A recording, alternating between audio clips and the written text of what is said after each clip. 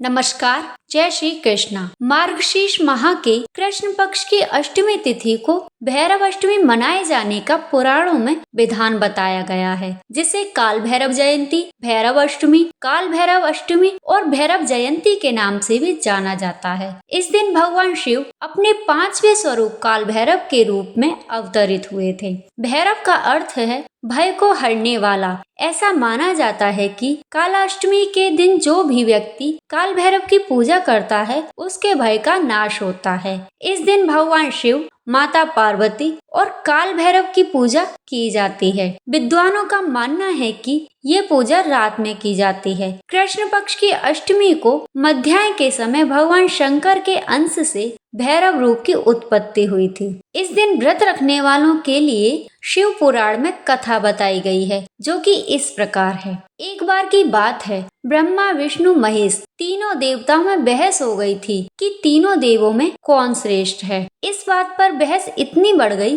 कि सभी देवताओं को बुलाकर सभा की गई। सबसे यही पूछा गया कि कौन श्रेष्ठ है। सभा में सभी देवताओं ने अपने अपने विचार व्यक्त किए और सभी देवताओं ने एक मत होकर भगवान शिव को सर्वोपरि व श्रेष्ठ बताया। उस बात का समर्थन भगवान शिव और भगवान विष्णु ने तो किया, परंतु ब्रह्मा जी ने नहीं किया और उन्होंने भगवान शिव को अपशब्द कहे और वे जोर जोर से हंसने लगे। इस बात पर भगवान शिव को क्रोध आ गया, जिसे भगवान शिव ने अपना अपमान समझा। उसी वक्त भगवान शिव ने अपने अवतार की रचना की और उसे काल का नाम देकर कहा कि ये काल यानी मृत्यु का राजा है। यह काल या मृत्यु का राजा कोई और नहीं, भगवान शिव के अवतार भैरव थे। शिव जी के इस अवतार को देखकर सभी देवता घबरा गए। ब्रह्मा जी के क्रोध से जलते 5 मुखों में से काल भैरव भगवान ने एक मुख को काट दिया। तब से ब्रह्मा जी के 4 मुख हैं। इस प्रकार ब्रह्मा जी के सर को काटने के कारण भैरव जी को ब्रह्म हत्या का पाप लग गया।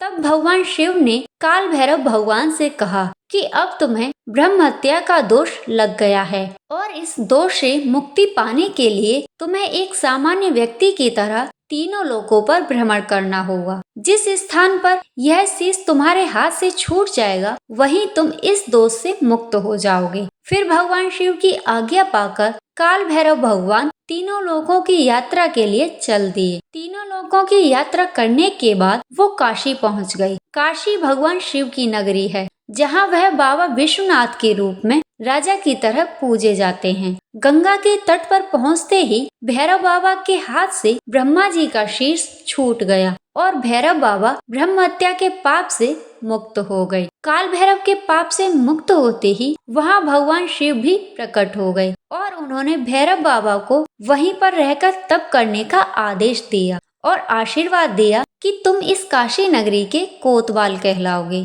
और काल भैरव रूप में युगों युगों तक यहाँ तुम्हारी पूजा होगी। तभी वहाँ उनका मंदिर स्थापित किया गया। मान्यता है कि भक्तों को बाबा विश्वनाथ के बाद काल भैरव के दर्शन करना अनिवार्य है, अन्यथा बाबा विश्वनाथ के दर्शन अधूरे माने जाते हैं। जिस स्थान पर ब्रह्मा जी का सिर गिरा था उसे कपाल मोचन तीर्थ कहा जाता है। भगवान शिव के भैरव अवतार का वाहन काला कुत्ता है। इनके एक हाथ में छड़ी है।